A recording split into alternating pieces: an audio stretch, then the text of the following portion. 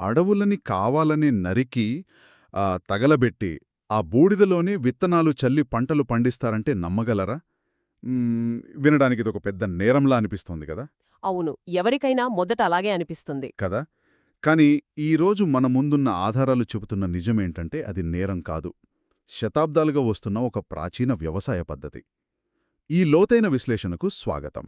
నమస్కారం. ఈరోజు మనం భారతీయ వ్యవసాయ రంగం అనే ఒక సువిశాలమైన మరియు సంక్లిష్టమైన ప్రపంచంలోకి వెళ్ళబోతున్నాం. మన లక్ష్యం ఒక్కటే, వ్యవసాయం అంటే కేవలం పొలాల్లో రైతులు చెమటోడిచి విత్తనాలు చల్లడం మాత్రమే కాదు. అది మన దేశ ఆర్థిక వ్యవస్థను నడిపించే, వందలాది పరిశ్రమలకి ముడిసరుకు అందించే ఒక భారీ యంత్రమని అర్థం చేసుకోవడం. ఖచ్చితంగా, అది కేవలం ఆహార ఉత్పత్తి మాత్రమే కాదు. రైట్. సరే, దీన్ని కొంచెం విడమర్చి చూద్దాం. అసలు అడవులను తగలబెట్టి ఈ పద్ధతి వెనక ఉన్న కథేంటి? ఆ కథ వెనుక ఒక బలమైన సైన్స్ ఉందండి. ప్రకృతికి సంబంధించిన ఒక సహజమైన చక్రం ఉందని మనం మొదట అర్థం చేసుకోవాలి. మీరు చెప్పిన ఈ పద్ధతిని ప్రాచీన జీవనాధార వ్యవసాయం అని అంటారు. మ్మ్. మన దగ్గరున్న ఈ పత్రాలలో అస్సాంలోని డిఫూ ప్రాంతంలో ఉండే రింజా అనే ఒక చిన్నారి కథ గురించి ప్రస్తావించారు. అనుము చదివాను నేను కూడా. ఆ పాప వాళ్ల కుటుంబం అడవిలో ఒక ప్రాంతాన్ని ఎంచుకొని అక్కడి చెట్లను నరకి, తగలబెట్టి వ్యవసాయం చేస్తారు. ఆ పాపకు వెదురు బొంగులతో పొలానికి నీరు తీసుకురావడం, ఆ అడవి వాతావరణం చాలా ఇష్టం. మ్మ్.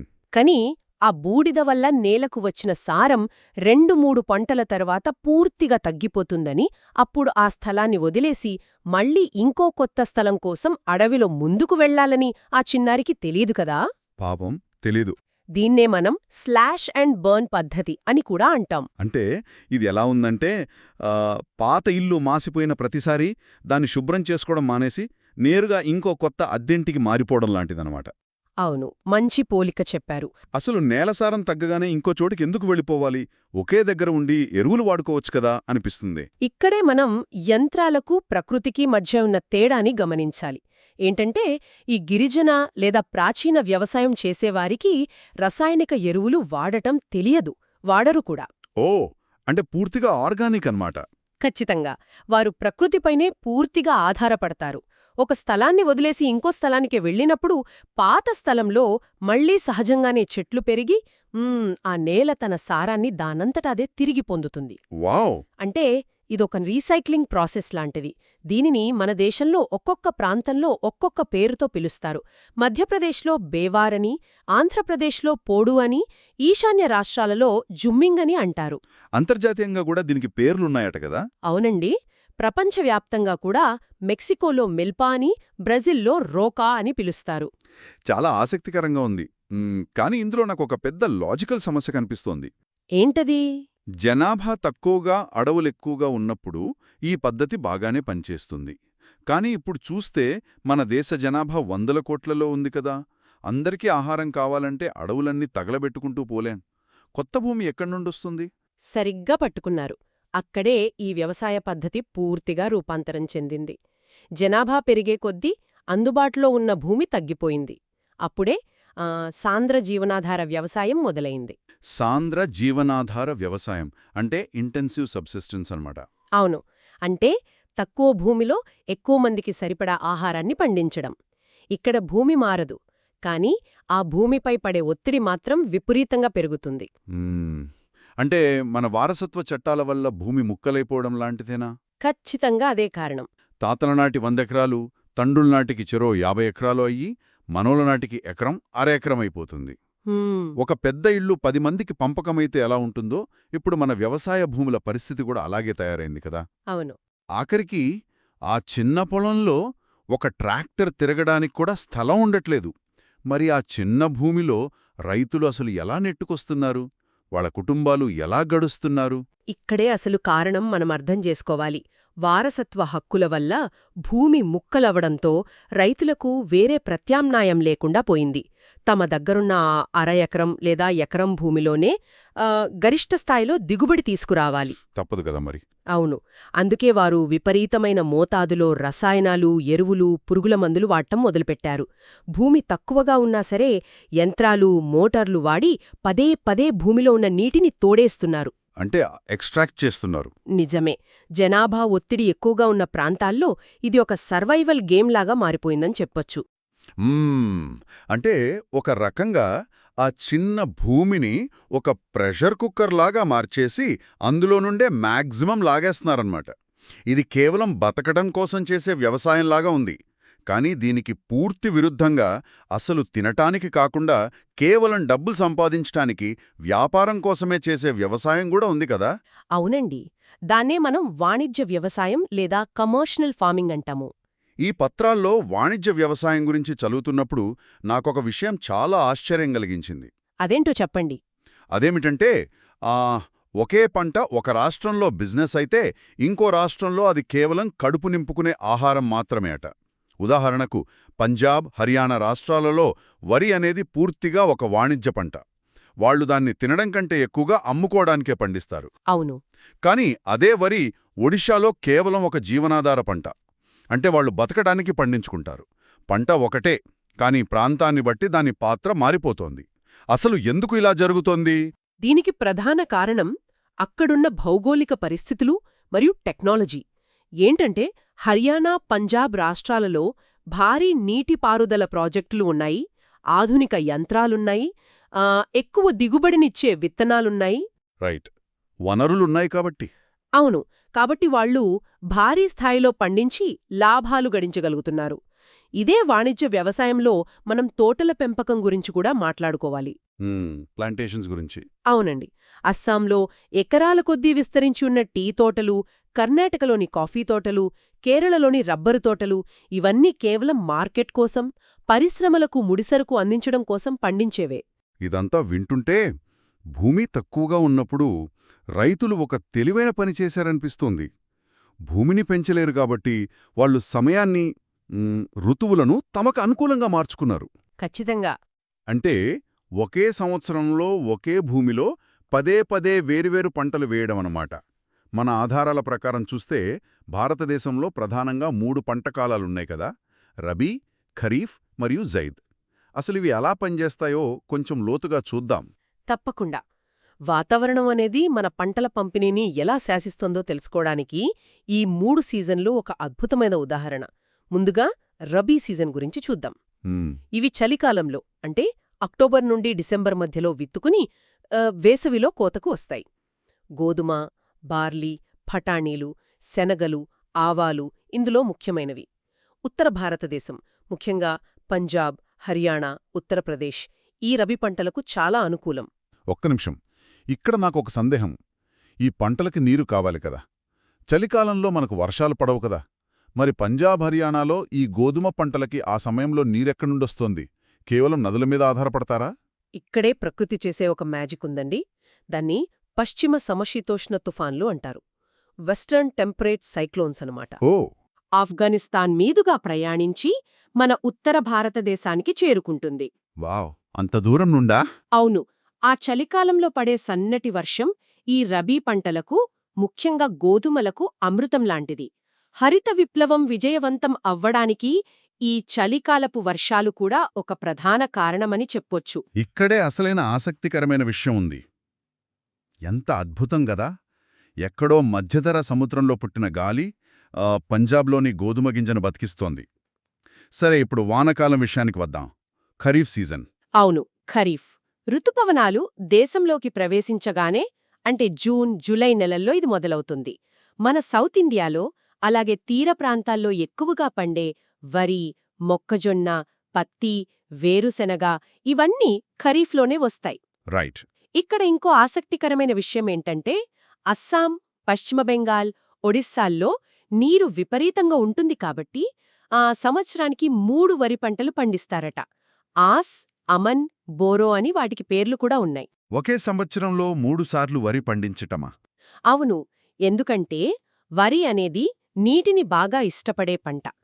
దానికి 25 డిగ్రీల కంటే ఎక్కువ ఉష్ణోగ్రత, 100 సెంటీమీటర్ల కంటే ఎక్కువ వర్షపాతం కావాలి. అర్థమైంది. అందుకే ఎక్కడైతే నీటి లభ్యత ఎక్కువగా ఉంటుందో, నదీ డెల్టాలుంటాయో అక్కడ రైతులు భూమిని క్షణం కూడా ఖాళీగా ఉంచుకుంటా వరి మీద వరి పండిస్తారు. గ్రేట్. ఇక 3వ సీజన్ జైద్. ఇది వినడానికి చాలా చిన్నది, కాని మనందరికీ చాలా ఇష్టమైనది. రబీ, ఖరీఫ్ మధ్యలో వచ్చే చిన్న వేసవికాలం ఇది కదా. ఆ మండు టెండల్లో మనకు చల్లదనాన్నిచ్చే పుచ్చకాయలు, దోసకాయలు, కూరగాయలు పండేది ఇప్పుడే. అవునవును. కానీ ఇక్కడ నన్ను బాగా ఆశ్చర్యపరిచిన ఇంకో విషయం ఉంది. ఆ చెరుకు పంట పండటానికి దాదాపు 1 సంవత్సరం పడుతుందట. అంటే నేను ఆలోచిస్తున్నదేంటంటే, ఒక చిన్న రైతు తన ఎకరం పొలంలో చెరకు వేస్తే 1 సంవత్సరం పాటు ఆ పొలం నుండి అతనికి ₹1 కూడా రాదు కదా. మరి వాళ్ళ ఇల్లు ఎలా గరుస్తుంది? ఊ, ఇది చాలా ప్రాక్టికల్ అయిన ప్రశ్న. అందుకే చెరుకును ఎక్కువగా పెద్ద రైతులు లేదా అప్పటికే ఆర్థికంగా కొద్దిగా స్థిరంగా ఉన్నవారు మాత్రమే పండిస్తారు. ఓహో, అదా విషయం. లేదా ఇంకో పద్ధతి ఏంటంటే, చెరకు మిల్లుల యజమానులు రైతులకు ముందుగానే కొంత అడ్వాన్స్ ఇచ్చి పంట పండిన తర్వాత తీసుకునేలా ఒప్పందాలు చేసుకుంటారు. కాంట్రాక్ట్ ఫార్మింగ్ లాగా అన్నమాట. పైగా చెరుకుపు నీరు కూడా చాలా అవసరం. అందుకే నీటిపారుదల సౌకర్యాలు ఉన్న ప్రాంతాల్లోనే ఇది సాధ్యమవుతుంది. సరే, వాతావరణం, ఋతువుల గురించి తెలుసుకున్నాం. ఇప్పుడు ఆ ఋతువులలో పండే అద్భుతమైన, వైవిధ్యమైన పంటల గురించి లోతుగా చర్చిద్దాం. ఆహార పంటల్లో వరి, గోధుమ గురించి అందరికీ తెలిసిందే. కానీ ఈ పత్రాల్లో చిరుధాన్యాల గురించి ఉన్న సమాచారం చూస్తే అవి మామూలు ధాన్యాలు కావు అనిపిస్తోంది. అవును, మిల్లెట్స్ అంటాం కదా. రైట్. జొన్న, సజ్జ, రాగి లాంటివి చూడ్డానికి కాస్త గరుకుగా, పరుషంగా ఉన్నా వాటిలో ఉన్న పోషకాలు అమోఘం. ముఖ్యంగా రాగిలో ఐరన్, కాల్షియం లాంటి సూక్ష్మ పోషకాలు ఎంతగా ఉంటాయంటే ఆధునిక మల్టీవిటమిన్ టాబ్లెట్లు కూడా పనికిరావు కదా. ఖచ్చితంగా. దీన్ని మనం విశాల దృక్పథంతో చూస్తే మన పూర్వీకులు ఎంత సైంటిఫిక్గా ఆలోచించారో అర్థమవుతోంది. ఏంటంటే, ఈ చిరుధాన్యాలు ఎర్ర నేలలు, ఇసుక నేలలు లాంటి తక్కువ సారవంతమైన నేలల్లో కూడా పండుతాయి. వర్షం తక్కువైనా ఇవి తట్టుకుంటాయి. అదొక పెద్ద అడ్వాంటేజ్ వీటికే. అవును కదా. అంటే ప్రకృతి అనుకూలించని చోట కూడా మనిషికి సంపూర్ణ పోషకాలు అందించే అద్భుతమైన ఆవిష్కరణ ఇది. సూపర్. ఇక ఈ చిరుధాన్యాల తర్వాత నాకు బాగా ఆసక్తి కలిగించినవి పప్పుధాన్యాలు. కందిపప్పు, మినపపప్పు, పెసరపప్పు, ఇవన్నీ. ప్రపంచంలో వీటిని అత్యధికంగా ఉత్పత్తి చేసేది, వినియోగించేది మన దేశమే అట. అవును, పల్సెస్ ఉత్పత్తిలో మనదే పైచేయి. కానీ వీటికొక సూపర్ పవర్ ఉంది. అర్హర్ అంటే కంది మినహా మిగతా పప్పుధాన్యాలన్నీ నేలకి పవర్ బ్యాంకుల్లాగా పనిచేస్తాయట. ఈ పోలిక కరెక్టేనా? ఆ పోలిక 100% కరెక్ట్. ఎలాగంటే, మనం వరి లేదా గోధుమ లాంటి పంటలు పదే పదే పండించినప్పుడు నేలలో ఉన్న నైట్రోజన్ అంతా అయిపోయి నేల నిస్సారంగా మారుతుంది. సారం కోల్పోతుంది. అవును. అప్పుడు రైతులు ఈ పప్పుధాన్యాలను పండిస్తారు. ఈ పప్పుధాన్యాల మొక్కల వేర్లకు గాలిలోని నైట్రోజన్ నిగ్రహించి దానిని నేలలో నిక్షిప్తం చేసే అద్భుతమైన శక్తి ఉంటుంది. వావ్! అంటే మనం బయట నుండి ఎరువులు వేయకుండానే మొక్కలే స్వయంగా నేలకు ఎరువునందిస్తున్నాయన్నమాట. అందుకే ఒక సీజన్లో ధాన్యాలు, ఇంకో సీజన్లో పప్పుధాన్యాలు పండిస్తారు. దీన్నే క్రాప్ రొటేషన్ అంటారు. వావ్! ఇది నిజంగా ప్రకృతి ఇచ్చిన టెక్నాలజీ. ఇక కమర్షియల్ పంటల విషయానికి వస్తే, మన పొద్దున్నే నిద్రలేపే కాఫీ కూడా మన దేశానిది కాదట కదా. యెమెన్ దేశం నుండి అరబికా అనే రకం కాఫీ గింజల్ని తీసుకొచ్చి మన దేశంలోని బాబా బుడాన్ కొండల్లో మొదటిసారి నాటారు.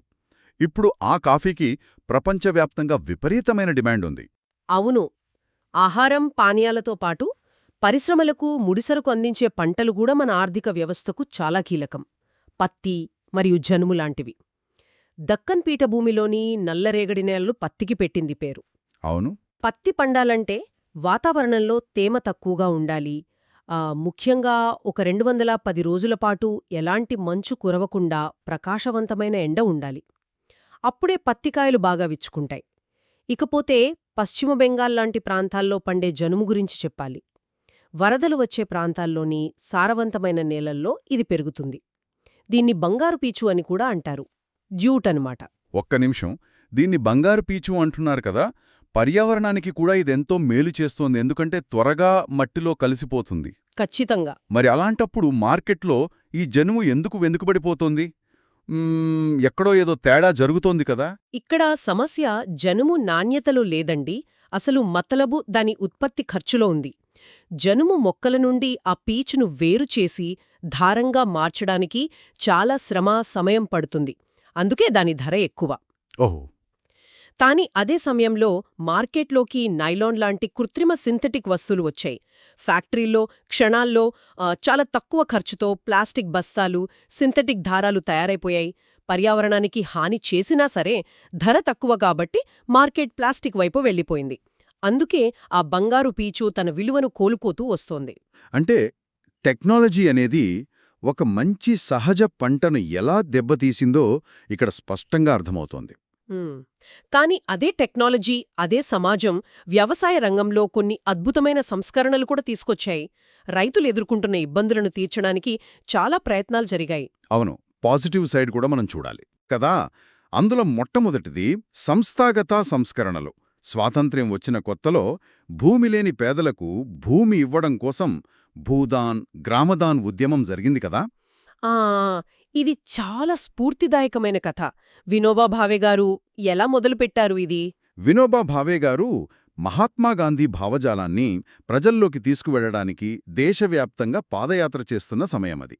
ఆయన ఉమ్మడి ఆంధ్రప్రదేశ్లోని పోచంపల్లి అనే గ్రామానికి వెళ్ళినప్పుడు అక్కడ కొంతమంది భూమి లేని నిరుపేదలు ఆయన దగ్గరికి వచ్చి తమ కుటుంబాలు బతకడానికి కనీసం కొద్దిగా భూమి ఇప్పించమని అడిగారు. ఉమ్, ఆయన ప్రభుత్వంతో మాట్లాడతాను అని చెబుతున్న సమయంలోనే అక్కడే ఉన్న శ్రీ రామచంద్రరెడ్డి గారు పైకి లేచి తన సొంతమైన 80 ఎకరాల భూమిని 80 మంది పేదలకు వెంటనే దానం చేస్తున్నట్లు ప్రకటించారు.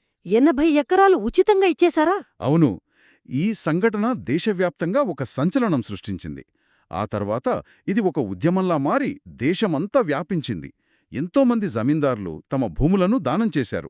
వావ్! కొందరైతే ఏకంగా ఊళ్ళకే ఊర్లను దానం చేసేశారు. దాన్ని గ్రామదానన్నారు.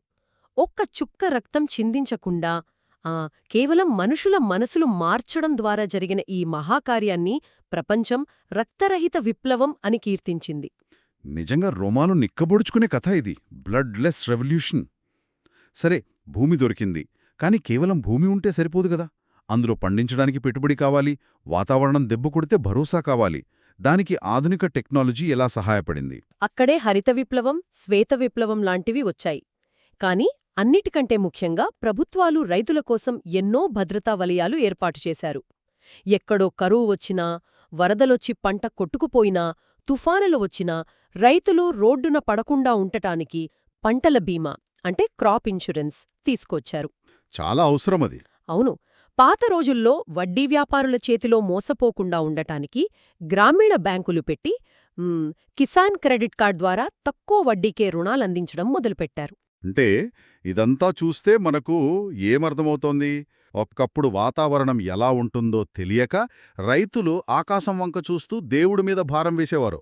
కాని ఇప్పుడు శాటిలైట్ డేటా ద్వారా రేడియో మరియు టీవీల్లో వాతావరణ బులెటిన్లొస్తున్నాయి. ఎప్పుడు వర్షం పడుతుందో, ఎప్పుడు మందు కొట్టాలో ఖచ్చితమైన సమాచారం అందుతోంది. అవునవును. రైతుల కోసం ప్రత్యేకంగా వ్యక్తిగత ప్రమాద బీమా పథకం కూడా వచ్చింది. పైగా పండిన పంటకు ప్రభుత్వం మద్దతు ధర ప్రకటించడం వల్ల దళారుల వ్యవస్థ కూడా చాలా వరకు కంట్రోల్ అయింది. మీరన్నది అక్షరాల సత్యం. సాంకేతికత మరియు సంస్థాగత సంస్కరణలు రెండూ ఒకదానితో ఒకటి బలంగా ముడిపడి ఉన్నాయి. పోచంపల్లిలో ఒక వ్యక్తి స్ఫూర్తితో మొదలైన ఆప్యాయమైన భూపంపిణీ నుండి నేటి ఆధునిక శాటిలైట్ వ్యవసాయం వరకు ఇదంతా రైతుల ఆర్థిక స్వావలంబన కోసం జరిగిన ఒక అద్భుతమైన ప్రయాణం. నిజమే. మనం ఈరోజు ఎన్నో విషయాలు మాట్లాడుకున్నాం. అడవులను తగలబెట్టి 2 గింజలు పండించుకునే ఆదిమ స్థాయి నుండి వాతావరణ బులెటిన్లు విని క్రాప్ ఇన్సూరెన్స్ వాడుకునే ఆధునిక స్థాయికి భారతీయ వ్యవసాయం ఎలా రూపాంతరం చెందిందో అర్థం చేసుకున్నాం. ఈ దేశ ఆర్థిక వ్యవస్థకు, పరిశ్రమలకు వ్యవసాయం ఎలా పునాదిగా నిలుస్తోందో విడమర్చి చూశాము. ఖచ్చితంగా. మనం రోజూ తినే ప్రతి అన్నపు మెతుకు వెనుక, మనం వేసుకునే ప్రతి బట్ట వెనుక ఒక సుదీర్ఘమైన వాతావరణ చక్రముంది, నేల సారముంది, సాంకేతిక పరిజ్ఞానముంది, అన్నిటికంటే ముఖ్యంగా ఎంతోమంది రైతుల కష్టముంది. అయితే ఈ ప్రయాణం ఇక్కడతో ఆగిపోదు. ఈ లోతైన విశ్లేషణ ముగించే ముందు ఒక ఆలోచనను ఇక్కడే వదిలి వెళుతున్నాం. ఒకవైపు చూస్తే వారసత్వ చట్టాల వల్ల తరం మారుతున్న కొద్దీ రైతుల భూములు చిన్న చిన్న ముక్కలైపోతున్నాయి. ఇంకోవైపు జనుములాంటి సహజమైన అద్భుతమైన పంటలను తక్కువ ధరలకు వచ్చే ప్లాస్టిక్ మరియు సింథటిక్ వస్తువులు క్రమంగా ఆక్రమించేస్తున్నాయి. టెక్నాలజీ ఇలాగే విపరీతంగా పెరుగుతూ పోతే మరో 50 ఏళ్ల తర్వాత భారతీయ వ్యవసాయం ఎలా ఉండబోతుంది? భూమి లేని ఆ రోజుల్లో ఒక గ్రామదాన ఉద్యమం వచ్చింది. మరి భవిష్యత్తులో ఈ డిజిటల్ యుగానికి సరిపోయే సరికొత్త గ్రామదాన అవసరమవుతుందా? అప్పట్లో భూమిని దానం చేశారు. భవిష్యత్తులో బహుశా టెక్నాలజీని, డేటాను ఉచితంగా పంచుకునే కొత్త విప్లవం వస్తుందేమో. ఇది నిజంగా ఆలోచించాల్సిన విషయం. వ్యవసాయం అనేది ఎక్స్రే మెషిన్లో పెడితే ఖచ్చితంగా కనపడే బ్లాక్ అండ్ వైట్ బొమ్మ కాదు. అది నిరంతరం మారుతున్న సజీవమైన ఒక సంక్లిష్ట ప్రపంచం. ఈ లోతైన విశ్లేషణలో మాతో పాటు ఉన్నందుకు ధన్యవాదాలు. ఆలోచిస్తూ ఉండండి, అన్వేషిస్తూ ఉండండి.